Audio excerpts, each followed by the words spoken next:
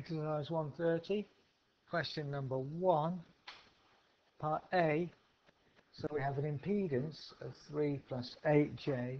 So what we have here is that Z, the total impedance, the symbol for Z, equals the resistance plus or minus this reactance X.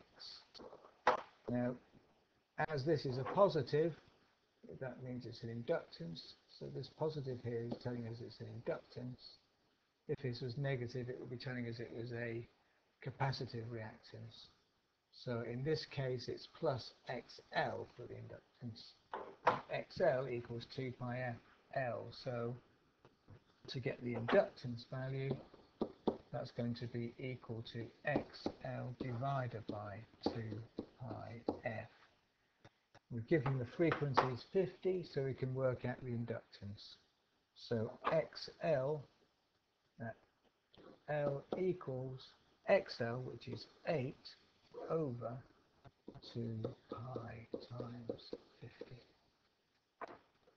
So, in other words, this is the XL bit, the reactance is 8 ohms, and this is the resistance, is 3 ohms.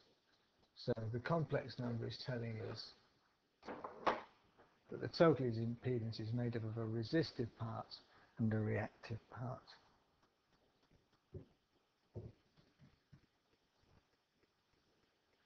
Part C is 14j ohms, so that means that actually there is no resistance. It's as though there's a 0 in front of here, so the resistance of this part of the circuit is 0 plus 14j. So as it's positive, that means it's an inductive reactance, so we can find out what the value of that inductance is using the formula that we had in part A.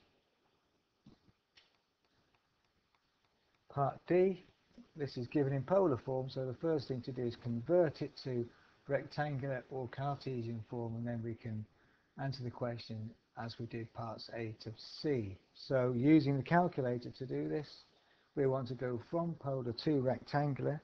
So you hit shift and then REC, which is above the minus sign, and then you put the numbers in, remembering of course that as my angle is in degrees, I need to be in degrees on the calculator.